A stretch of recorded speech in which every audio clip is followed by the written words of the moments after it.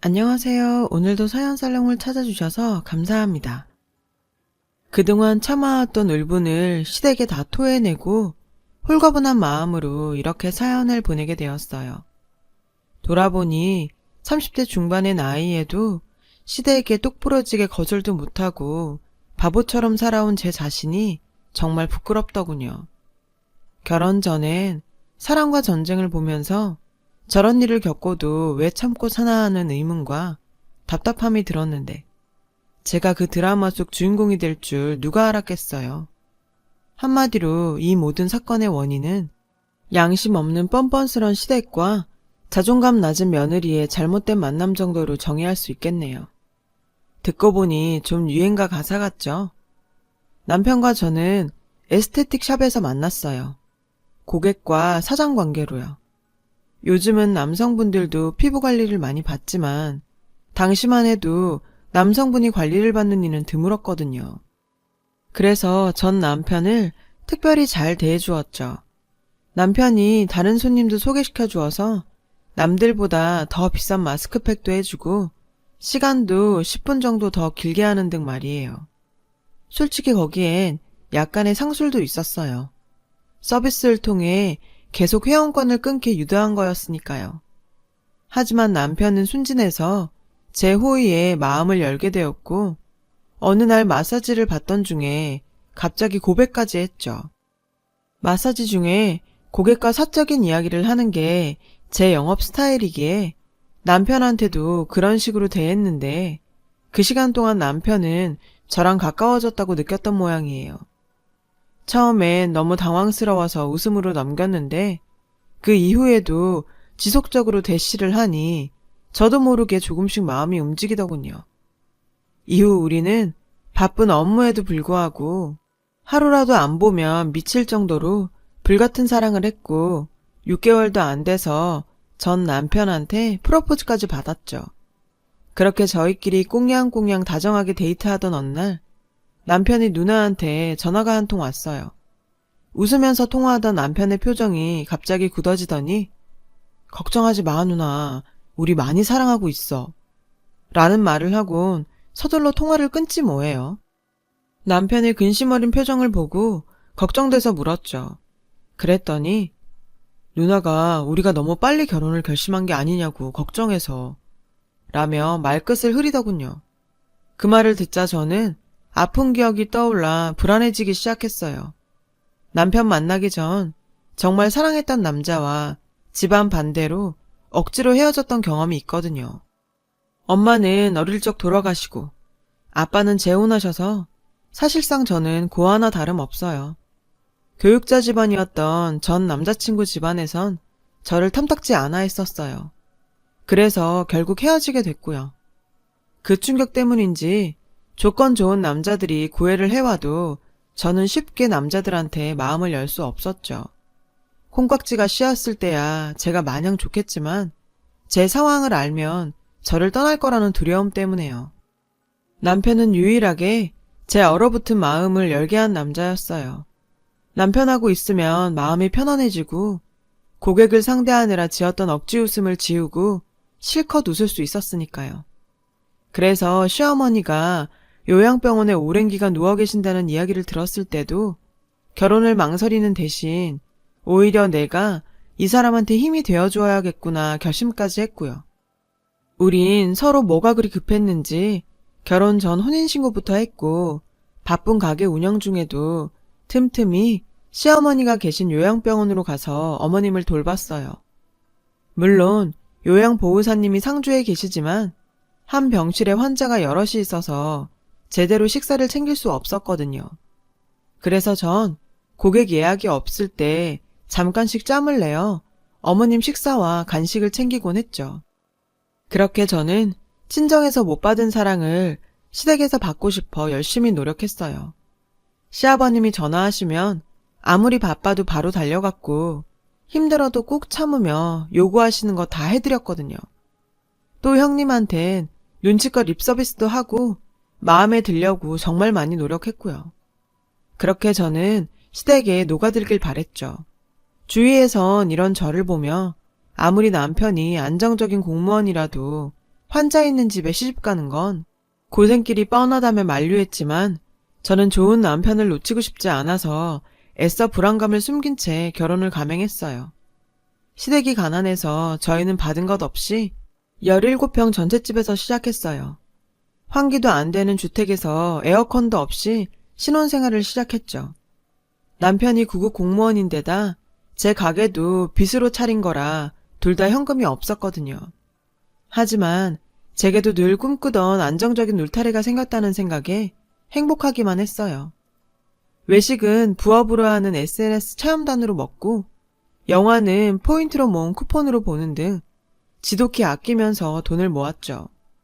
그러면서도 아버님이 일을 안 하시기에 없는 형편에 용돈도 드리고 저희도 없는 에어컨과 차도 아버님께 해드렸어요.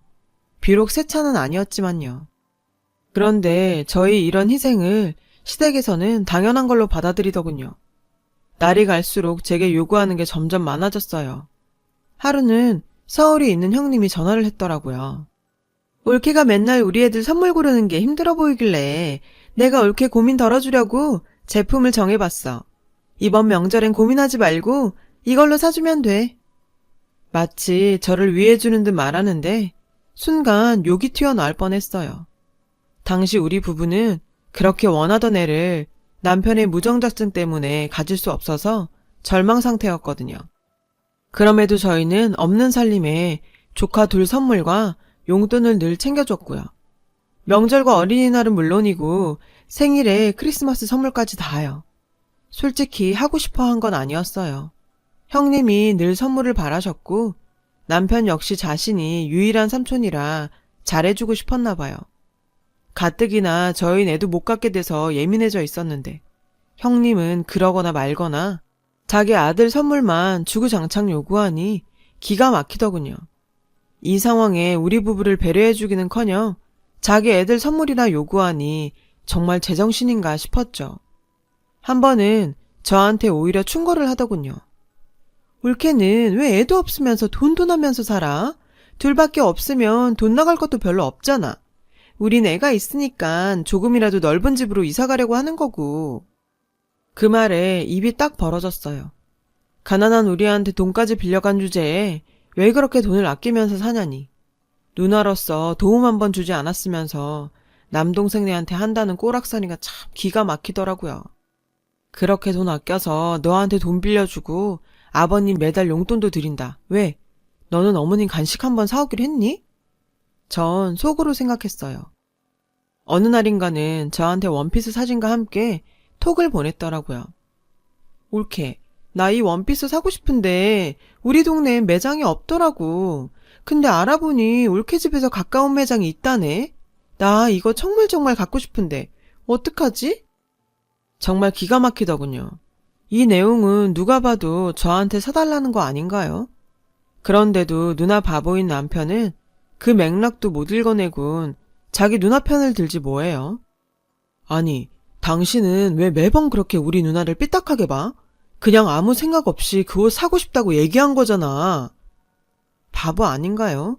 이게 그냥 사고 싶은 마음을 보내는 거라고요?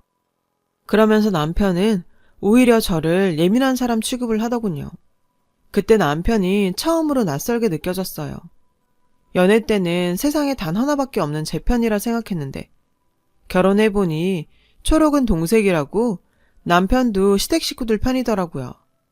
그렇게 형님의 카톡을 아무렇지 않게 넘기고 명절에 형님을 만났는데 저녁을 먹은 후 대뜸 제게 이러더군요. 올케, 내가 말하는 옷 안 사왔어? 올케 그렇게 안 봤는데 참 센스 없다. 형님의 그 기막힌 말을 듣고서야 남편은 제 말을 믿더군요. 자신의 누나가 어떤 사람인지 그제야 안 거죠. 하지만 남편은 그 후에도 여전히 시댁의 빨대가 되길 자처했어요. 어머님이 오랜 기간 편찮으셨기에 자신이 그 역할을 대신해야 한다는 이상한 책임감이 있었거든요. 그래서 이기적인 누나도 자신이 엄마처럼 품어야 한다고 생각해서인지 형님의 계속된 막대먹은 요구를 끊지 못했어요. 저 역시 남편 말에 세뇌되다 보니 처음엔 형님 입장에서 생각하려고 애를 썼고 잘해주려고 무진장 노력했고요. 그런데 형님은 저한테 하지 말아야 할 말을 하고야 말더군요. 울케, 나 사실 이 결혼 반대했었어. 엄마가 오랜 시간 편찮으셔서 내 동생은 사랑이 많이 필요한 아이거든. 근데 올케가 어릴 적에 친정 엄마를 잃어서 사랑 못 받고 컸을 거 아니야? 그런 사람이 어떻게 내 동생한테 사랑을 줄 수 있겠어. 게다가 내 동생은 누가 봐도 부러워하는 공무원인데 올케는 겨우 마사지사잖아. 솔직히 레벨이 안 맞지. 제가 차려준 밥을 먹으며 아무렇지 않은 표정으로 이야기하더군요. 세상에 지금 누구 때문에 애가 없는데 자기 남동생이 아깝다고 내 가정사까지 건드린대요. 문득 저는 연애 시절 남편이 데이트 중 형님한테 온 전화를 받고 인상이 굳었던 일이 떠올랐어요. 지금 형님이 저한테 한 얘길 남편한테도 했겠구나 싶더군요. 할 거면 결혼 전에 나한테 하던지 왜 이제 와 이러는지 정말 모르겠더라고요. 욱하는 마음에 저도 모르게 들고 있던 상을 그대로 엎어버릴 뻔했어요. 결국 전 참지 못하고 형님한테 대들었어요. 형님, 저도 이 결혼 주위에서 반대 많이 했어요. 병든 시어머니의 남편은 고작 말단 공무원이라 저보다 월급도 적지. 게다가 혼자 계신 아버님까지. 형님이라면 이런 집에 시집 가겠어요? 형님 말처럼 그렇게 따지면 저도 손해보는 결혼 아닌가요? 제 친구들 보면 집은 시댁에서 기본으로 해주더라고요. 근데 우린 어땠나요? 저희 둘이 했어요. 저는 이렇게 없는 집에 시집와서 어머님 간병하고 아버님까지 챙기는데 누가 봐도 제가 더 손해 아닌가요? 그러니까 다시는 누가 더 손해니 하는 말은 삼가해주세요. 전 받은 대로 갚아주었어요. 그러자 형님은 몸을 부들부들 떨면서 저를 노려보더군요. 그리곤 울케, 안 되겠다. 우린 누구 돌아가실 때나 봐야겠다. 그러더니 그대로 가버리더라고요. 그 일로 형님은 남편한테 몰래 전화해 온갖 악담을 퍼부었던 모양이에요. 그러거나 말거나죠. 누가 겁난대요? 우린 그동안 형님 대출금도 무이자로 빌려드리고 시어머님까지 챙겼는데 어쩜 이리 못되게 구는지. 솔직히 저요. 차라리 잘 됐다고 생각했어요. 싫은 사람 매번 가족 행사 때마다 보는 것도 죽을 맛이었는데 이참에 얼굴도 안 보고 잘 됐다 했죠. 하지만 남편은 그러질 못했어요. 형님 전화를 받곤 스트레스를 많이 받았는지 세상에 이불에 오줌까지 쌌지 뭐예요. 남자가 심약해도 정도가 있지 전 그런 남편을 보고 하도 열이 받아서 며칠이나 잠을 설쳤어요. 그간 형님이 우리한테 했던 만행들만 떠오르더군요. 큰돈을 빌려가고도 고맙다는 말 한마디 없었고 지방 경조사 때도 식사 비용은 항상 우리 보고 계산하게 했거든요. 그뿐인가요?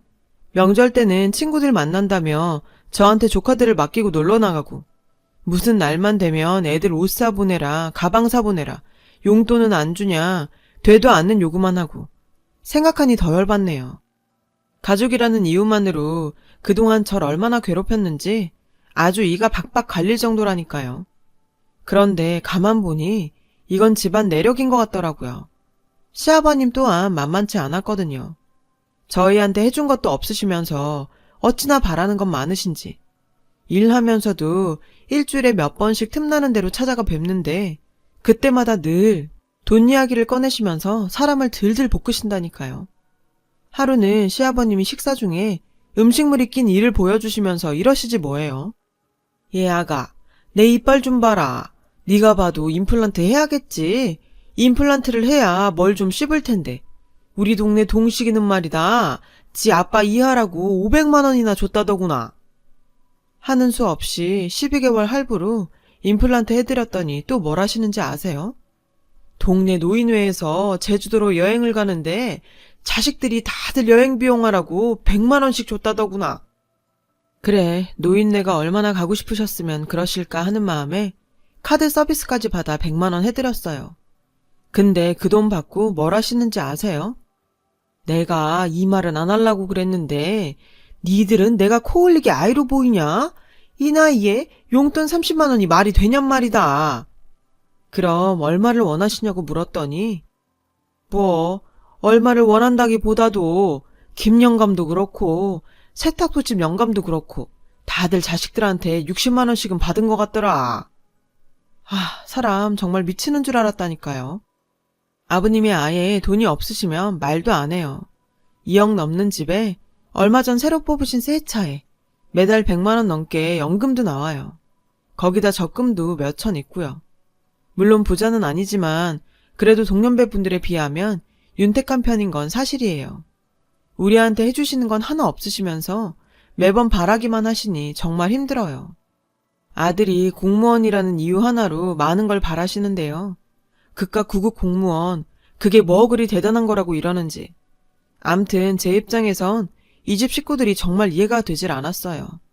형님과 아버님의 무리한 요구에 저희는 점점 지쳐갔어요. 결혼 전엔 정말 시아버님을 친아빠처럼 형님을 친언니처럼 대하려고 노력도 했는데 이젠 더는 못하겠어요. 잘나지도 않은 아들 가지고 장사하려는 것도 아니고 툭 하면 우리한테 빨대를 꽂는데 이젠 정말 지쳤다고요.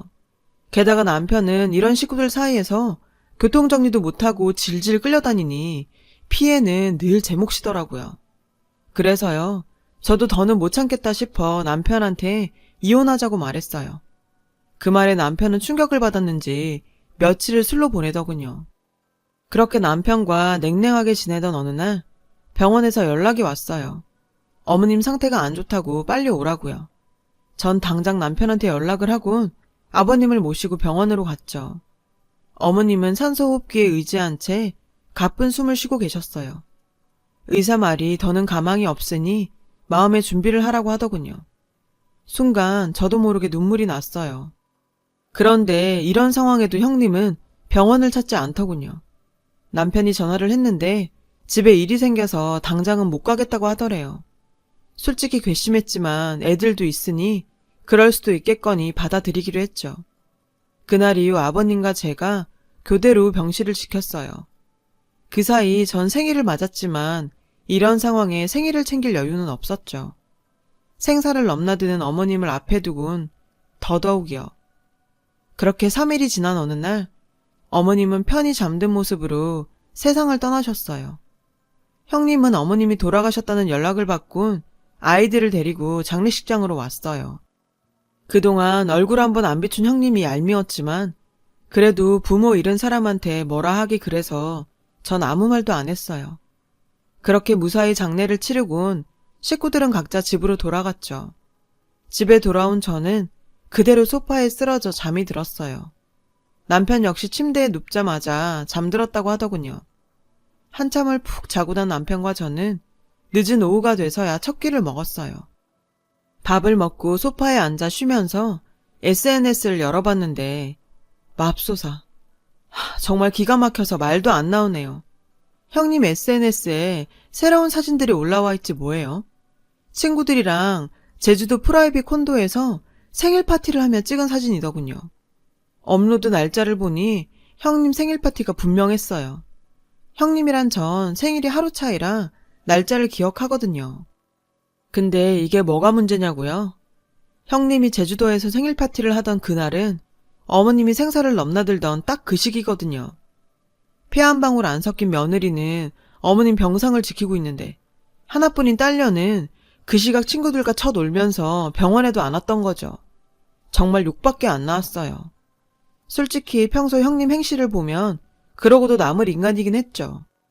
가난한 우리한테 돈까지 빌렸으면서 자기는 맨날 SNS에 비싼 식당에서 먹방 찍어 올리고 브랜드 옷 자랑하고 해외 가서 노는 사진이나 올리고 했거든요. 근데 더 어이가 없는 건 그 다음이었어요. 남편이 공무원이라 조문객이 많아서 저희 쪽으로 부조금이 3천만 원 넘게 들어왔거든요. 형님네는 겨우 200도 안 되게 들어왔고요. 그런데 갑자기 형님이 남는 돈으로 가족 여행을 가자고 하지 뭐예요? 아니, 어머님 돌아가신 지 얼마나 됐다고 가족여행이라뇨. 게다가 부조금 받은 만큼 경조사비로 갚아야 할 돈인데 그걸 쓰자니. 그런데도 형님은 그 돈이 그렇게 탐이 났는지 가족들을 들먹거리며 착한 남편 마음을 흔들어 놓았어요. 정말 답 안 나오는 인간이란 생각밖에 안 들었죠. 남편도 그런 형님을 한심하게 생각하는 것 같았어요. 하지만 어머님 돌아가시고 돈 때문에 형제끼리 싸우고 싶지 않다며 여행 대신 형님 앞으로 들어온 부조금을 돌려주는 선에서 마무리 지었어요. 남은 부조금으로 장례 비용을 내고 남은 돈은 다 아버님한테 드렸고요. 그제야 형님은 더 이상 여행 소리를 꺼내지 않더군요. 자기는 챙길 만큼 챙겼다 이거죠. 시간은 흘러 1년 뒤 어머님의 기일이 돌아왔어요. 다 함께 어머님 납골당으로 향했죠. 그런데 형님이 불쑥 아버님께 이러지 뭐예요? 아빠, 집 팔아서 우리 나눠줘. 전 이게 무슨 소린가 한참 생각했어요. 아버님 집은 하나밖에 없는데 그 집을 팔아달라니. 그럼 아버님은 어디로 가시라고요? 정말 기가 막혔죠. 그런데 생각해보니 그동안 제가 어머님 간병을 8년이나 했고 아버님 역시 제가 보살피고 있으니 아버님 돌아가시면 그 집이 우리한테 돌아갈까봐 미리 밑밥을 까는 것 같더라고요. 저는 너무 어이가 없어서 그동안 참았던 불만을 쏟아냈어요. 형님, 어머님이 사경을 헤매실 때 여행 가서 신나게 친구들이랑 호텔 생일 파티 하시더니 어머님 돌아가시자마자 이젠 살아계신 아버님 집까지 탐을래요? 저흰 그 집 가질 생각도 없고 아버님 돌아가시기 전까지 편히 쓰시고 사시게 주택연금으로 돌릴 생각이었어요. 그러니 형님은 얼마 안 되는 아버님 재산 탐내지 마시고 아버님 생신 때 내려와서 미역국이나 좀 끓이세요. 아버님 생신이 설날이랑 가깝다고 맨날 그냥 넘기는데 그 미역국 9년째 제가 끓이고 있다고요. 게다가 아버님 아플 때마다 제가 약 사다 드리고 밑반찬 해드려요. 형님은 명색이 딸인데 아버님한테 뭘 해드렸어요? 제발 정신 차리고 그 입 좀 다무세요. 불효녀 티 내지 말고 알았어요? 그 후에 벌어진 상황은 상상에 맡길게요. 헬게이트가 열리고 아비규환이 따로 없었다는 정도. 왜 안 그렇겠어요? 엄마가 오늘 내일 하는 동안 딸려는 친구들이랑 여행 가서 생일 파티나 하면서 놀았다는데 순한 남편도 그것만큼은 못 참겠던지 자기 누나한테 쌍욕을 퍼부으며 난리를 치더군요. 지지든 볶든 니들끼리 하라는 심정으로 전 혼자 집으로 왔어요. 나중에 남편한테 얘기를 들어보니 형님은 억울하다며 납골당에 주저앉아 오열을 했고 그러는 와중에도 제 욕을 그렇게 했다는군요. 남편도 참 눈치 없지. 그 소리를 또 저한테 다 해주네요. 암튼 그날 그렇게 시원하게 속마음을 쏟아부은 저는 번호를 바꾸고 형님과 연락을 하지 않고 있어요. 그동안 멀리 사는 자기 대신 저한테 당연하게 대리오도 요구하면서 시도 때도 없이 저를 무시하고 돈과 선물을 요구했던 형님은 저희가 거리를 두자 갑자기 눈치를 보며 남편 회사로 전화를 했다더군요. 하지만 그동안 남편 역시 여러 사건을 통해 지쳤는지 형님과 연락을 끊었죠. 안 그럼 어쩌겠어요. 까딱했다간 저랑 이혼할 판인데요. 그리고 얼마 전에는 약속 없이 불쑥 찾아와 돈 없다고 슬쩍 눈치 주시는 아버님께 웃으면서 한마디 했어요. 아버님, 저희 아직 전세라 드릴 돈 없어요. 돈 그렇게 필요하시면 집값 많이 오른 형님한테 달라고 하세요. 왜 해주신 것도 없으시면서 저희한테 바라기만 하세요? 저 호구 아니에요. 그리고요, 앞으로는 아플 때도 저 찾지 마시고 형님한테 내려오라고 하세요. 딸 뒀다가 뭐 하시려고 이러세요? 저희는 어떻게 살라고 이러시는 거예요? 맨날 웃으니까 아들 걱정은 안 되시나 봐요. 이제 여기 비밀번호 바꿀 테니까 이렇게 불쑥불쑥 찾아오지도 마세요. 아셨죠? 저희부터 살아야지 가족이라고 다른 사람 끝까지 챙겼다간 저희도 못 살아남겠더라고요. 그날 이후 하루에도 몇 번씩 집요하게 연락하며 저를 피곤하게 만드셨던 아버님은 저한테 일절 연락을 하지 않으셨어요. 대신 남편한테는 여전히 돈 타령을 하시는 모양이더군요. 하지만 남편도 이제야 정신을 차렸는지 전과 다르게 나름 아버님께 단호하게 대처 잘하는 것 같았어요. 어쩌겠어요. 미우나 고우나 부모인걸요. 그 정도는 이해해야죠. 남편이 그러는데 제가 그동안 아버님과 형님한테 해왔던 걸 멈추자 이제는 두 사람이 서로에게 저한테 요구하던지 그대로 하며 싸운다고 하더라고요. 심지어 형님은 아버님한테 어머님 돌아가셨으니 어머님 몫의 재산을 달라고 떼를 쓴다나 뭐라나. 안 봐도 비디오였죠. 어쩜 그리 부녀가 똑 닮았는지 이래서 피는 못 속인다고 하나 봐요. 그동안 소중한 가정을 지킨다는 핑계로 나를 혹사하며 시댁 식구들의 요구에 휘둘려 왔는데요. 이제는 안 그러려고요. 이젠 가족이 아닌 제 자신과 진짜 제 가족인 남편 소중히 여기며 할 말 다 하면서 살 거예요. 지금까지 제 사연 들어주셔서 감사드려요. 여러분 가정에는 행복만 가득하시길 바랄게요. 여러분, 사연 댓글에 응원과 현명한 조언 부탁드려요. 좋아요와 구독은 저에게 큰 힘이 됩니다. 오늘도 좋은 일 가득하세요.